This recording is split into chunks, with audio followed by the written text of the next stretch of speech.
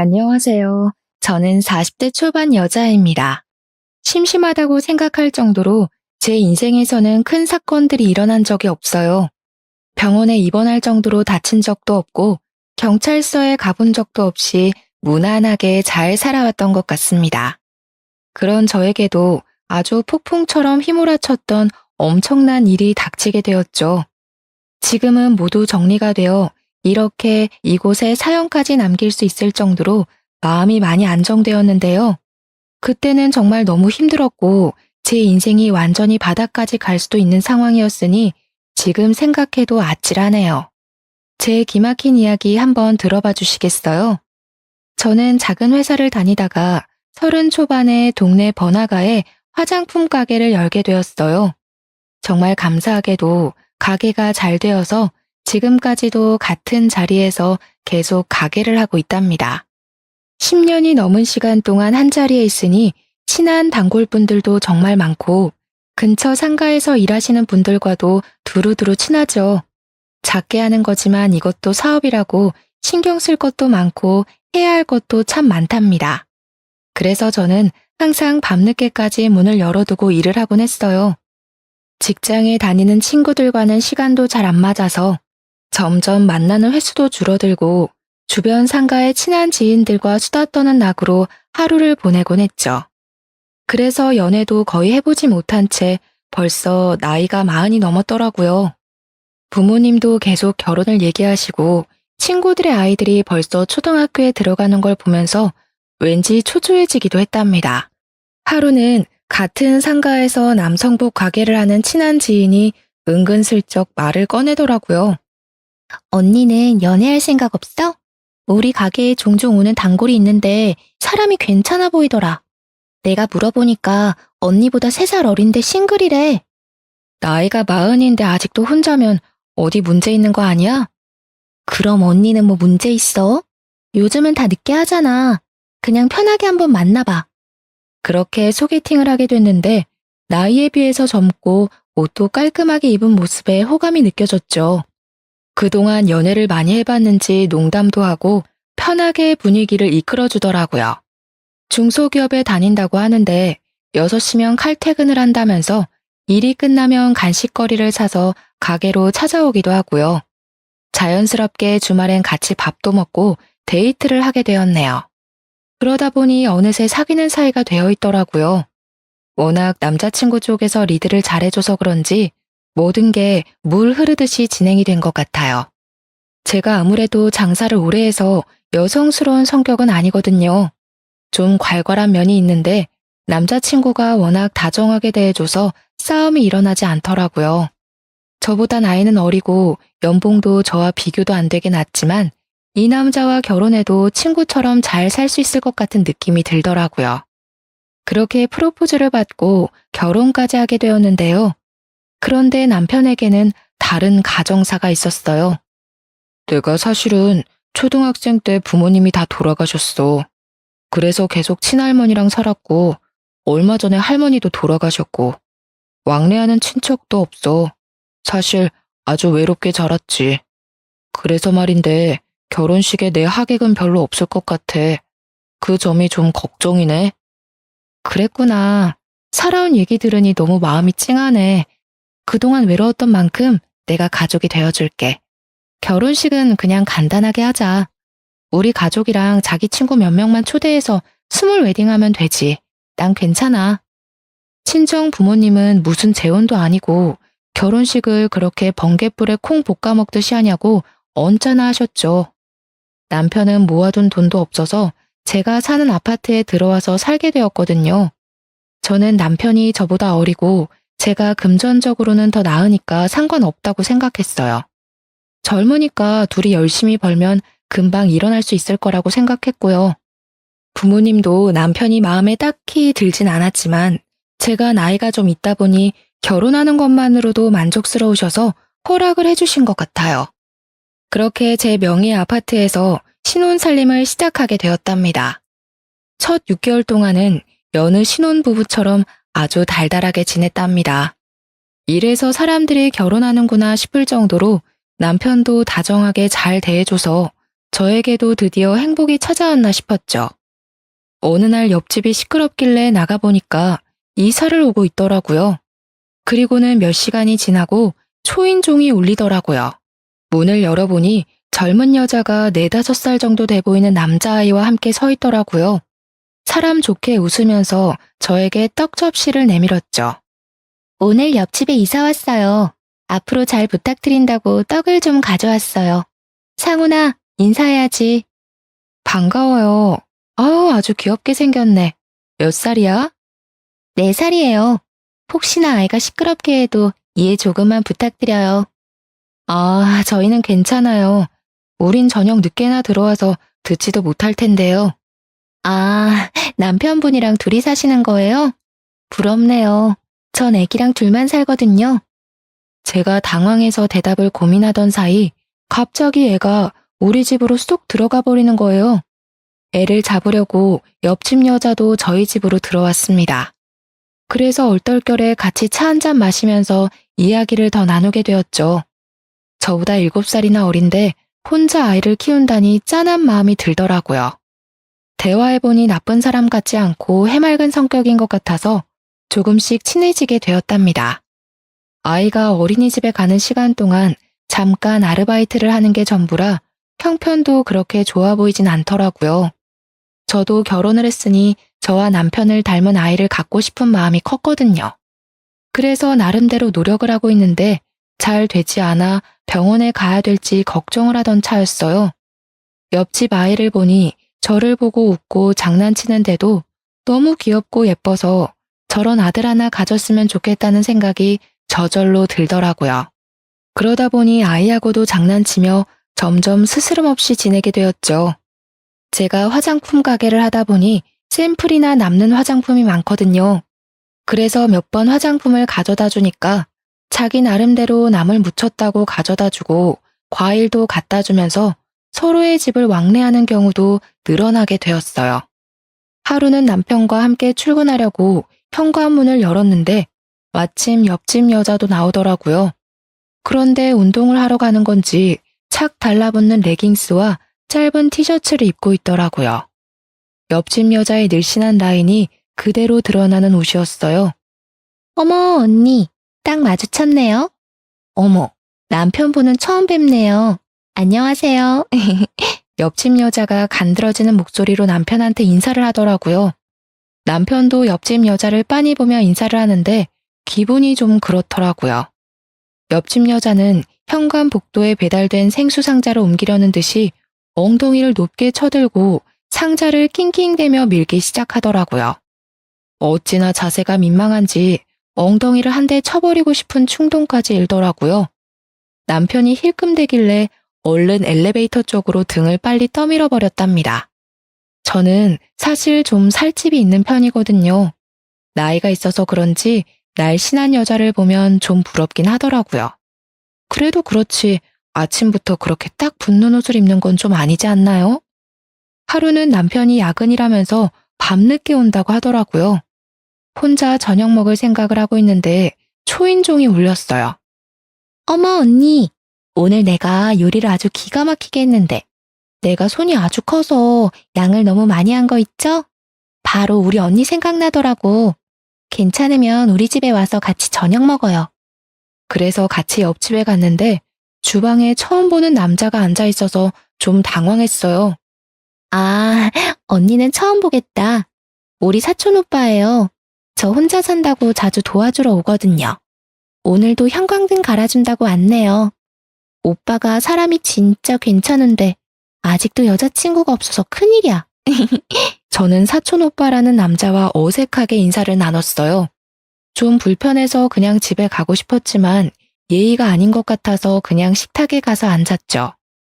차려진 걸 보니 식사보다는 안주에 가까운 메뉴가 많더라고요. 역시나 옆집 여자가 술을 들고 왔어요. 마침 우리 아이도 오늘 친정집에 가서 자게 됐거든요. 그래서 오랜만에 사촌 오빠랑 회포 좀 풀려고 그랬는데 언니도 와서 딱 좋네요. 그런데 오빠분 불편하실 것 같은데 그냥 두 분이서 편하게 드세요. 그냥 난 집에 갈게. 아닙니다. 이경준이라고 편하게 불러주십시오.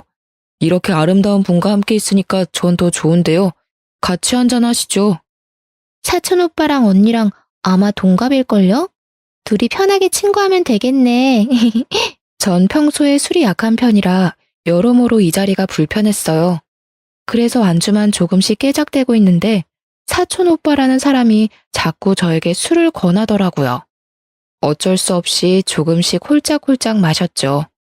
조금 먹었는데도 취했는지 살짝 어지러운 기분이 들었답니다. 옆집 여자와 남자는 신나게 수다 떨면서 분위기를 띄우더라고요.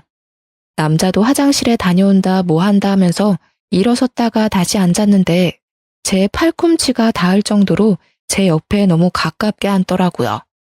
옆집 여자는 어디 갔는지 보이질 않고 남자와 저만 남아있게 되었어요. 제가 처음 본 순간부터 얘기했지만 정말 아름다우십니다. 그러면서 남자가 제 손목을 슬쩍 잡는 게 아니겠어요? 저는 너무 놀라서 벌떡 일어났습니다. 지금 뭐 하시는 거예요? 저 유부녀예요. 동생한테 못 들으셨어요? 저는 기분이 너무 불쾌해져서 집으로 와버렸어요.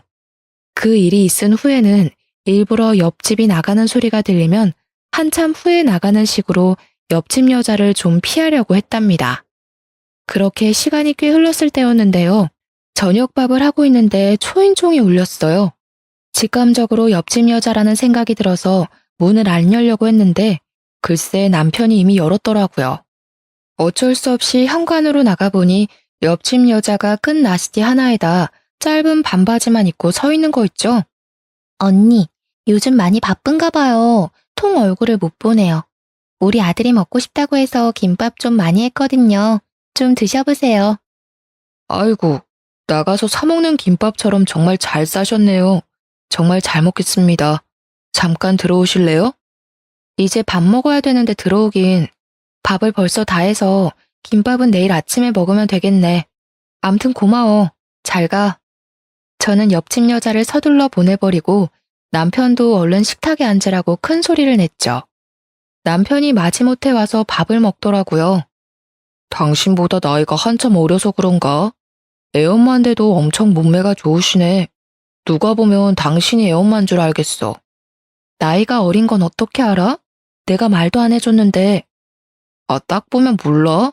훨씬 어려 보이는구만. 당신도 관리 좀 해.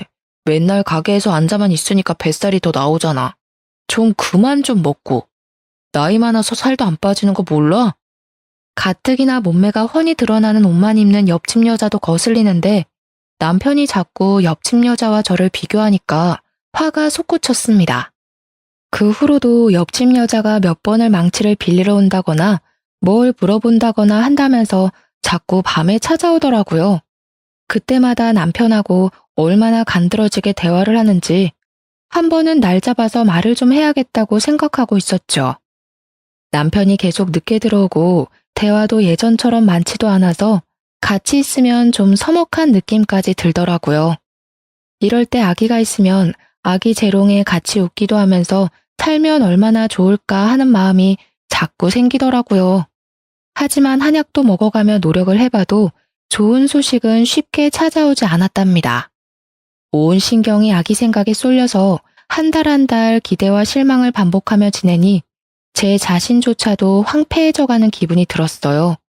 밖에서 저보다 나이 어린 여자들이 유모차를 끌고 가는 모습을 보면 얼마나 부럽고 좋아 보이던저. 나는 저런 행복을 영영 느껴보지 못하는 게 아닐까 하는 조급함이 밀려오고 좀 더 어릴 때 결혼을 했어야 했다는 후회도 들곤 했어요. 남편과의 사이를 좀 돈독하게 만들어 보려고 오랜만에 주말에 밖에서 데이트를 하자고 했죠. 남편이 어찌나 귀찮은 표정으로 싫은 티를 내던지 서운하더라고요. 어르고 달래서 현관문을 나서는데 옆집에서도 인기척이 나는 게 아니겠어요? 옆집 여자가 착 붙은 원피스를 입고 아들 손을 잡고 나오더라고요. 어머, 언니. 오늘 너무 이쁘시네요. 어디 좋은 데 가세요? 주말이니까 남편이랑 데이트 좀 하려고. 어머, 너무 부럽네요. 어디 가는데요? 저도 날씨 좋아서 우리 아들이랑 산책하려고 나온 거거든요.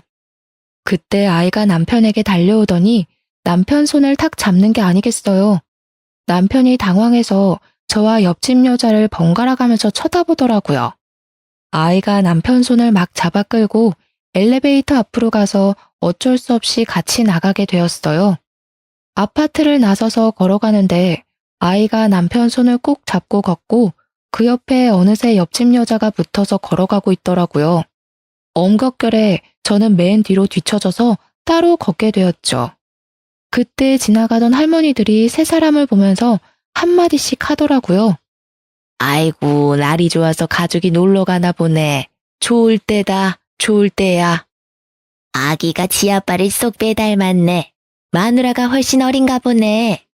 남편은 들은 건지 안 들은 건지 그저 애 손에 끌려서 쫄쫄 따라가고만 있었죠. 뒤에서 세 사람을 보니까 할머니들 말대로 잘 어울리는 것 같아서 왠지 서글픈 기분이 들더라고요. 그래서 얼른 앞으로 달려가서 남편 팔짱을 끼고 걸음을 재촉했어요. 우리가 극장에 가야 돼서 좀 서둘러야 할 것 같네요. 그럼 다음에 봐요.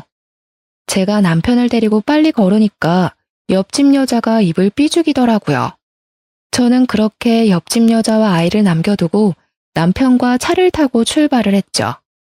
그렇게 남편과 극장에 갔지만 남편이 자꾸 틱틱대서 분위기를 다 망치고 말았어요. 결국 대판 싸우고 저녁도 안 먹고 집에 와서 쫄쫄 굶었답니다. 그렇게 남편과 저는 숨만 쉬어도 싸우기 시작했는데요. 결혼 초기만 해도 남편은 생활비를 꼬박꼬박 줬었거든요. 금액은 사실 적었지만 고마운 마음으로 받아서 아껴 쓰려고 노력했어요. 사실 벌이는 제가 더 괜찮았기 때문에 그걸로 남자 자존심을 갉아선 안 된다는 마음이 커서 제가 얼마 버는지도 말하지 않았었고요.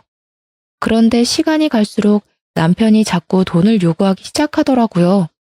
어느 날은 10만 원, 어느 날은 50만 원, 이런 식으로 자잘하게 자꾸 돈을 빌려달라고 했어요. 저는 그때마다 계좌이체를 바로 해주었는데요.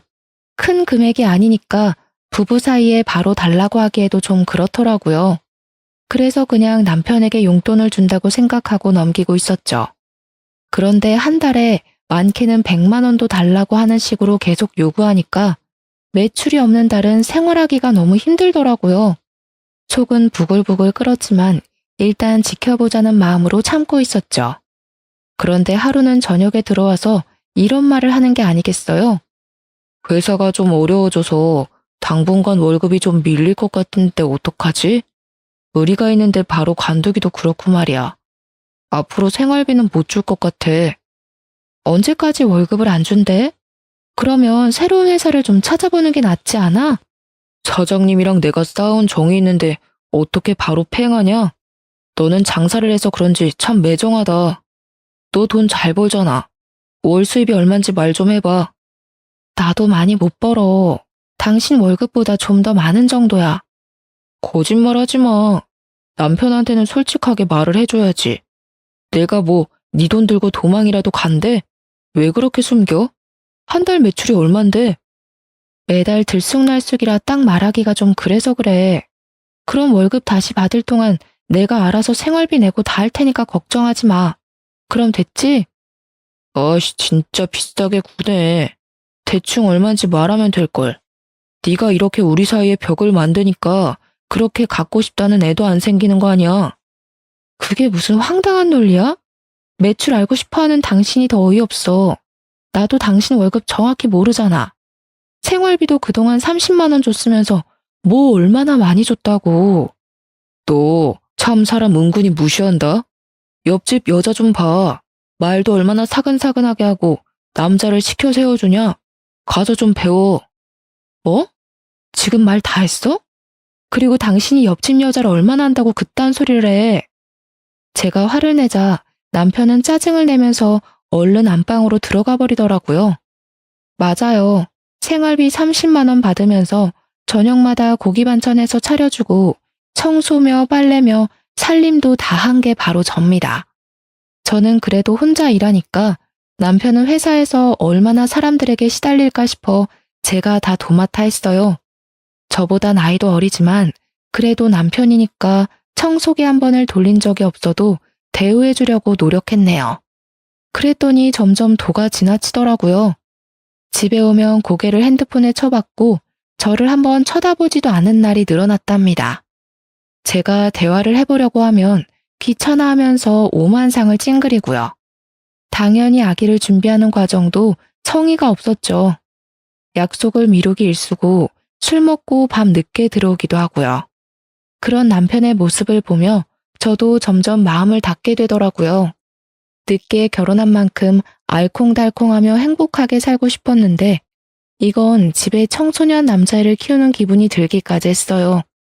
제가 원하던 결혼의 모습과는 너무 달라서 이럴 바엔 차라리 예전처럼 혼자 자유롭게 살고 싶다는 마음이 들었죠. 그러던 어느 날 남편의 숨겨진 모습을 보게 된 날이 있었어요. 어김없이 술 냄새를 풍기며 밤 늦게 들어와서는 방으로 들어가려는 제 팔목을 거칠게 잡더라고요. 나 차 좀 바꿔줘. 사고가 나서 차가 없어. 뭔 소리야? 말을 똑바로 해. 차가 없다니. 사고는 언제 났는데 이렇게 멀쩡해? 아무튼 사고 나서 차 폐차시켜버렸으니까 당장 차 좀 한 대 뽑아줘. 당신 능력 있잖아. 응? 야밤에 뭔 홍두깨 같은 소리를 하고 있어. 오늘 아침만 해도 멀쩡했던 차를 폐차시킨 게 말이 돼? 그럼 당신도 병원에 있어야지. 폐차시켰단 증거 있어? 증거 보여줘봐. 아이씨, 무슨 증거야. 누가 꼰대 아니랄까봐 진짜. 야, 하늘 같은 남편이 차 뽑아달라면 알았다고 하면 될 것이지. 뭔 말이 그렇게 많아? 안 되면 할부로라도 사줘. 당장 타고 다녀야 될 거 아니야. 내가 내일 계약할 테니까 당신이 명의만 좀 빌려줘. 말도 안 되는 소리 그만해. 차 사기만 해봐. 당장 급하면 내 차 타고 다녀. 그럼 되잖아. 어이씨, 진짜 더럽게 말 안 통하네. 남편은 갑자기 소리를 지르면서 집안의 물건들을 다 내던지기 시작했어요. 텔레비전부터 시작해서 청소기, 그릇들까지 닥치는 대로 깨부수는데 너무 놀라고 무서웠답니다. 남편이 이렇게 폭력적인 모습이 있는지 전혀 몰랐었는데 눈까지 희번뜩해서 난장판을 치는 걸 보니 내가 생각했던 사람이 아니었다는 생각이 퍼뜩 들더라고요. 저는 울면서 그만하라고 소리를 질렀어요. 남편은 씩씩대며 집안을 휘젓고 다니다가 문을 박차고 나가버리더라고요. 그렇게 남편은 3일 동안 집에 들어오지 않았어요. 저는 혼자서 남편이 부순 물건들을 다 치워야 했죠. 지금도 그때 혼자 울면서 집을 정리했던 기억을 떠올리니 당시에 비참했던 기분이 떠올라 눈물이 날 것 같네요. 저 역시 남편에게 연락도 하지 않았는데 저녁에 집에 가보니 아무 일도 없었다는 듯이 텔레비전을 보고 있더라고요. 그러고는 자연스럽게 저한테 말을 걸고 그 일이 있었던 이전처럼 행동하는 게 아니겠어요? 지금 생각해보면 그때 남편이 하는 대로 넘어갔으면 안 되었는데 바보 같던 저는 사과 한마디 못 받고 그렇게 구렁이 담 넘어가듯이 넘어가는 남편을 받아줬네요. 저도 장사를 하니까 말하는 걸로는 지지 않는 편인데 남편은 진짜 못 이기겠더라고요. 상황에 맞춰서 얼마나 말을 잘하고 잘 넘기는지 어느새 남편한테 끌려다니는 상황이 되곤 했답니다. 그렇게 다시 평범한 일상을 지내고 있었는데 가게로 옆집 여자의 사촌 오빠가 찾아온 게 아니겠어요.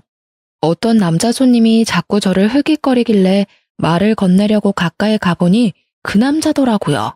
제가 놀라서 쳐다보니까 남자가 씩 웃는데 기분이 좀 그렇더라고요. 그동안 잘 지내셨어요? 제가 찾아와서 놀라셨죠? 아, 네. 좀 당황스럽네요. 화장품 사러 오신 거예요? 여기가 제가 하는 가게인 거 알고 오신 거예요? 네. 이 근처에 뭐 사러 왔다가 여기서 화장품 가게 하신다고 사촌 동생이 말했던 게 기억이 나서요. 혹시나 들어와 봤는데 딱 여기 계셔서 저도 놀랐습니다. 점심 안 드셨으면 같이 드실래요? 저 혼자 먹으려던 참이거든요. 아, 먹을 시간이긴 한데 전 보통 배달시켜서 간단하게 먹어요. 그러지 마시고 나가시죠. 제가 아주 맛있는 거 사드릴게요. 오늘 날씨가 아주 좋아요. 바람도 쐬고 좋잖아요. 자자, 얼른요.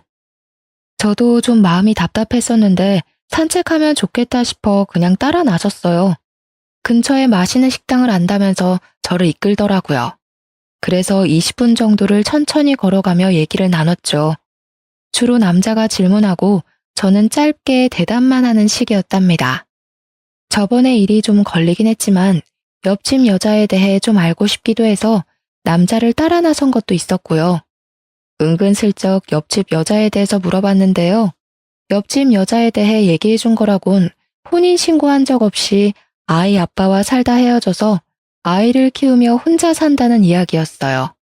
대부분 이미 알고 있던 거라서 딱히 놀랍지도 않았고 중요한 얘기는 해주질 않아서 좀 김이 빠졌죠. 그날 저녁에 집에 들어갔는데 남편이 옆집 아이와 함께 놀고 있는 게 아니겠어요? 둘이 아이가 가져온 로봇을 가지고 신나게 장난을 치고 있었는데 남편이 그렇게 아이와 잘 놀아주는지 처음 알았네요. 당신 어떻게 된 거야? 이렇게 늦은 저녁에 왜 옆집 애가 여기 있어? 갑자기 급한 일이 생겼다고 잠깐만 맡아달라고 부탁을 하더라고. 그래서 몇 시간만 봐주기로 했어. 이웃지간에 그 정도는 도울 수 있잖아. 그래, 뭐. 근데 당신이 이렇게 애랑 잘 놀아주는지 몰랐네? 뭘 잘 봐. 그냥 같이 좀 놀아만 주는 거지. 아, 시끄러. 얼른 저녁이나 해. 애도 밥은 먹여서 보내야 할 거 아니야. 옆집 여자가 밉상이어도 애가 무슨 잘못이 있겠나 싶어 아이가 잘 먹을 만한 반찬으로 저녁을 준비하기 시작했어요. 어느새 남편과 아이는 안방에 들어가서 뭘 하는지 깔깔 웃는 소리가 거실까지 들리더라고요. 저는 밥 먹으라는 소리를 하려고 안방문을 살짝 열었는데 아이가 남편에게 아빠라고 말하는 걸 똑똑히 듣고 말았습니다. 한 번이면 모르겠는데 2번이나 들어서 너무 놀라 문을 활짝 열었죠. 지금 얘가 아빠라고 하지 않았어? 분명히 들었는데? 뭔 소리야, 그런 적 없는데.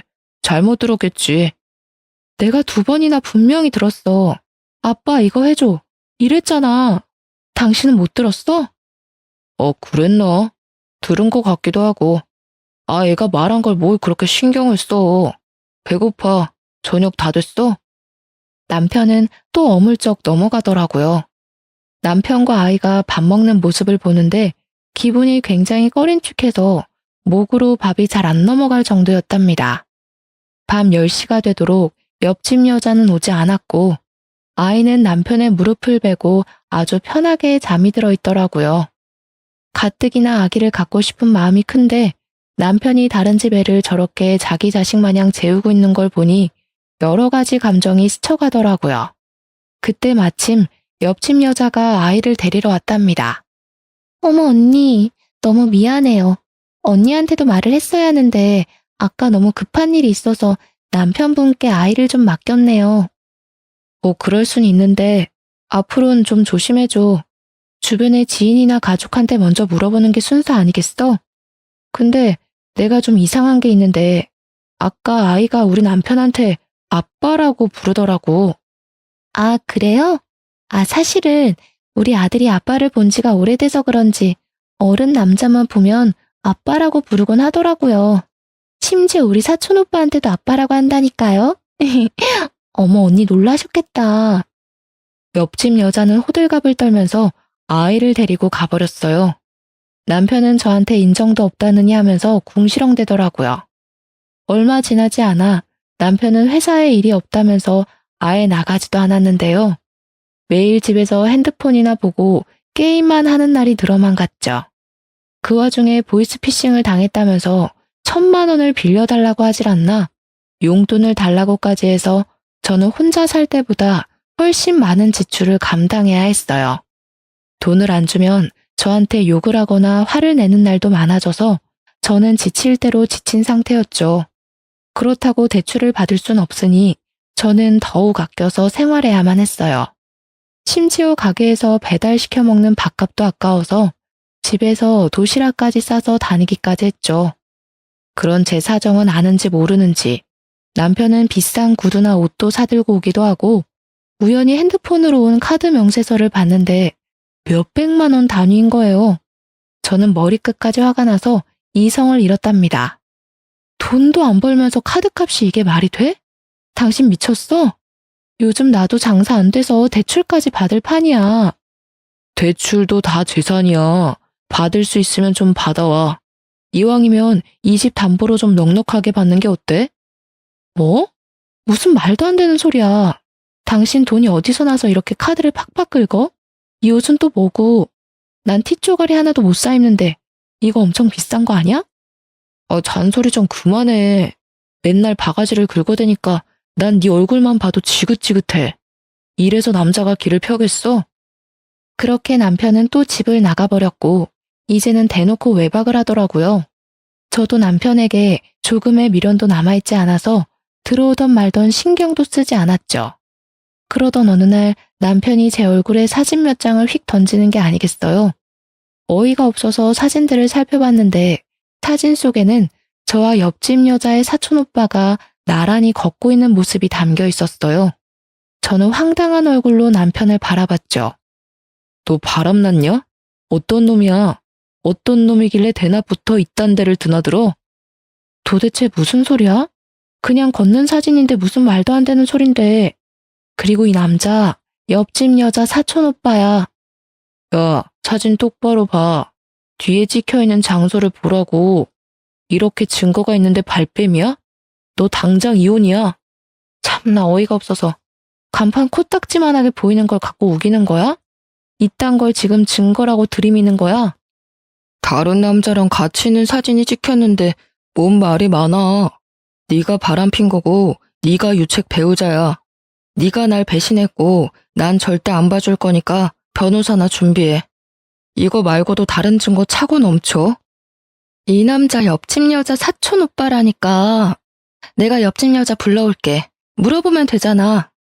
저는 옆집 여자에게 연락해서 집으로 좀 와달라고 했죠. 바로 초인종이 울리고 옆집 여자가 실실 웃으면서 집 안으로 들어오더라고요. 옆집 여자가 바닥에 떨어진 사진 한 장을 집어들고 한참 바라봤어요. 어머 언니, 이 사진은 뭐예요? 우리 사촌 오빠랑 바람난 거예요? 어머 웬일이야. 거봐, 이분도 나랑 같은 말을 하시네. 감히 나 몰래 다른 놈을 만나? 내가 무조건 소송 걸 거야. 어쩐지 우리 사촌 오빠가 요즘 만나는 여자가 있다고 하더니 그게 언니였는지는 상상도 못했네요. 아, 그러셔? 그럼 어디 다른 증거도 좀 보여줘봐. 이까짓 거로 소송한다니 머리가 떨어져도 한참 떨어지는 거 아니야? 그럼 이건 어때? 이 정도는 돼야지. 저는 남편 핸드폰으로 동영상 하나를 전송했어요. 동영상을 보기 시작한 남편의 얼굴이 사색이 되어 가더군요.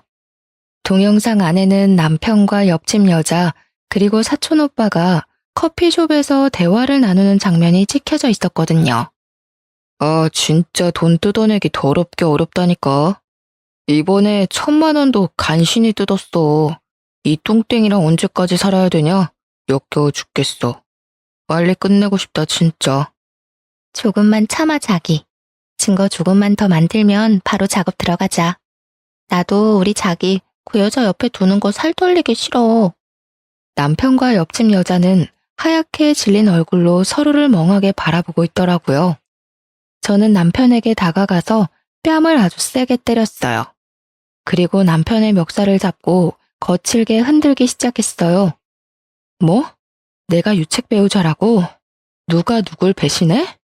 야, 이 버러지만도 못한 사기꾼아. 네가 어떻게 나한테 이래?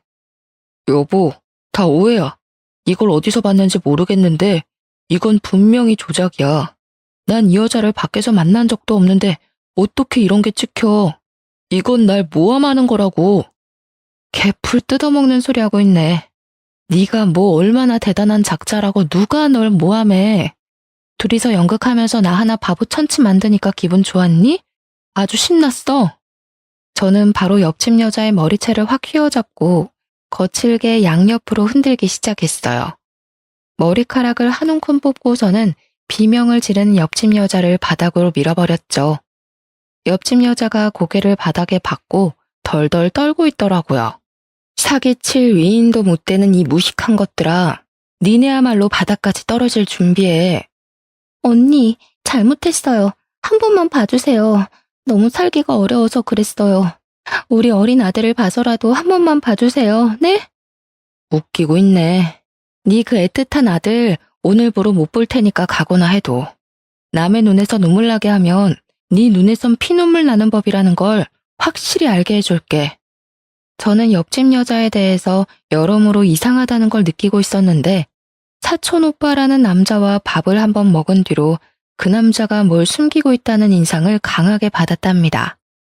마침 같은 건물에 흥신소가 있었는데 오며 가며 인사를 했던 기억이 있어서 한번 속는 셈 치고 찾아가 보게 되었어요.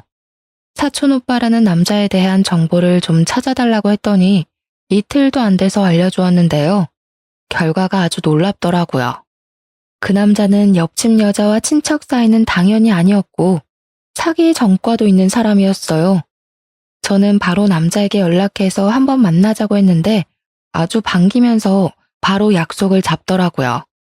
커피숍에서 마주한 남자는 아주 사람 좋은 웃음을 지으며 저를 은근한 눈빛으로 바라보는 게 아니겠어요. 그쪽이 누군지 다 알고 왔으니까 솔직하게 다 털어놓는 게 좋을 거예요. 그럼 그쪽은 형은 면하게 해줄 테니까. 지금이 마지막 기회예요. 또 감옥 가고 싶진 않잖아요? 제 말을 들은 남자의 표정이 순식간에 변했어요. 정색을 하고 말을 하는데 완전히 다른 사람 같았답니다. 그 두 사람이 다 짠 거고 저는 아는 게 없어요. 그냥 그쪽이랑 바람만 펴주면 3천만 원 준다고 해서 하게 된 거예요. 우리가 지금까지 뭘 한 것도 없고 난 잘못한 거 없잖아요. 난 빼줘요. 그니까 지금 싹 털어놓고 나한테 협조하라고요. 그리고 두 사람이랑 만났을 때 얘기하는 거 동영상 찍어서 나한테 넘겨요. 남자는 다시 감옥에 가는 게 싫었는지 바로 남편을 배신하고 모든 진실을 털어놓더라고요. 사실 남편과 사촌 오빠라는 그 남자는 20대 때부터 알고 지낸 친구 사이라고 해요. 둘 다 사기죄로 구치소에 갔을 때 만나서 지금까지 서로 사기치는 걸 도와주는 관계였던 거죠. 남편은 반반한 외모 믿고 외로운 여자들한테 접근해서 사귀는 척하면서 돈을 빌리고 사업한다고 투자도 받는 식으로 사기를 치고 다녔다고 해요. 그러다가 소송 이혼을 해서 승소하면 여자의 재산의 절반까지 받을 수 있다는 걸 알게 돼서 작정하고 사기 결혼까지 하기로 한 거죠. 돈을 잘 벌고 재산도 좀 있는 여자들을 찾아다니다가 우연히 옆 가게에서 장사하는 지인에게 제 이야기를 듣게 된 거고요. 그렇게 제가 남편의 첫 사기 결혼 상대가 된 것이었어요. 더 기막힌 건 옆집 여자는 남편과 오래 사귀고 사실혼 관계였다는 거죠. 그 아이도 당연히 남편의 아이였고요. 남편은 저와 결혼하고 혼인신고까지 하는 것을 성공한 뒤에 옆집으로 그 여자와 아이를 불러들이고 제가 사촌 오빠랑 바람이 나도록 만들려고 한 거였죠. 믿을 수 없는 현실 앞에서 앞으로 닥칠 일이 너무나 무서워 몸서리가 쳐졌답니다. 경찰서 한번 가보지 않고 살았던 제 인생에 이런 믿을 수 없는 사건이 벌어지다니 부모님 볼 면목도 없고 미치겠더라고요. 그동안 오래 장사하면서 좋은 사람인지 나쁜 사람인지 딱 알아볼 수 있다고 말하고 다니곤 했던 제 자신이 얼마나 창피했는지 몰라요. 남편에게 배신당한 것도 당한 거지만 도대체 어떻게 해결을 해야 하는지 깜깜하더라고요. 모든 진실을 알고 난 뒤에 혼자 가슴을 쳐가며 몇 날 며칠을 목 놓아 울었답니다. 무릎 꿇고 잘못했다면서 저를 회유하려는 남편을 차가운 눈빛으로 째려보았어요. 그동안 이 뱀 같은 남자의 새치허에 얼마나 농락을 당했는지요. 그래도 남편이라고 영양제까지 매일 갖다 바치면서 내조하려고 했던 제 자신이 불쌍하고 또 불쌍했어요. 여보, 잘못했어. 내가 머리가 어떻게 됐나 봐. 한 번만 용서해주면 이제 당신만 바라보면서 살게. 우리 이쁜 아기도 낳아서 오손도손 잘 살아봐야지. 아기 같은 소리 하네. 네 친구가 그러더라. 너 정관 수술했다며. 난 그것도 모르고 하루하루를 테스트기에 가며 가슴 졸이고 살았는데 그런 나를 보면서 얼마나 웃겼겠어? 뭐? 오빠, 이 여자 말이 진짜야? 언제 수술했어? 우리 둘째 갖자는 말은 다 거짓이었어? 나 둘째 갖고 싶다고 했잖아. 아, 시끄러워. 지금 상황 파악 안 돼? 지금 그딴 말을 왜 하는데? 아주 너네는 천생연분이다. 둘이 감옥 가서 천년만년 잘 살아봐. 지금 도망치려고 해도 소용없어. 이미 밖에 경찰차 다 와 있거든. 때마침 제 신고를 받고 온 경찰이 집 안으로 들어왔어요. 경찰을 본 두 사람이 아연실색하는 꼴이 얼마나 가짠턴죠. 여보, 한 번만 봐줘. 무슨 집안일로 경찰까지 부르고 그래. 여보, 제발. 남편과 옆집 여자는 경찰들한테 질질 끌려서 차에 태워졌답니다. 끝까지 안 가려고 바닥을 기면서 버티는데 아주 못 봐주겠더라고요. 그 후로 두 사람은 사기죄로 나란히 감옥에 들어가게 되었어요.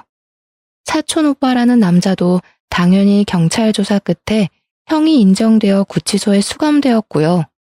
저는 감옥에 있는 남편과 이혼 소송을 진행했고 적지만 위자료도 챙길 수 있었죠. 옆집 여자 상대로 상간녀 소송도 바로 진행해서 옆집에 새들면서 냈던 보증금을 위자료로 모두 받아낼 수 있었답니다. 그게 그 여자의 전 재산이었거든요. 저는 그 이후로 충격이 너무 커서 가게를 좀 쉬었다가 최근에서야 다시 일을 시작했답니다. 이제는 많이 괜찮아져서 이렇게 사연도 보낼 수 있게 되었죠. 따지고 보면 제가 잘못한 건 전혀 없는데 왜 제 인생을 슬픔과 후회로 낭비하고 살아야 하나 생각이 들더라고요. 그래서 툭툭 털어내고 후련하게 저의 인생을 씩씩하게 살아내기로 다짐했어요. 딱히 나쁜 일을 저지르지 않고 평범하게 살았었는데 사기꾼과 결혼을 했었다니 얼마나 기막힌 노릇인지 몰라요. 그 뒤로는 사람을 만날 때 더욱 조심하게 되더라고요. 제 기막힌 사연 들어보시니 어떠셨나요? 여러분도 사람을 만날 때 어떤 사람인지 잘 따져보시고 만남을 이어가시면 좋을 것 같아요. 제 이야기 들어주셔서 감사합니다. 모두 행복하세요.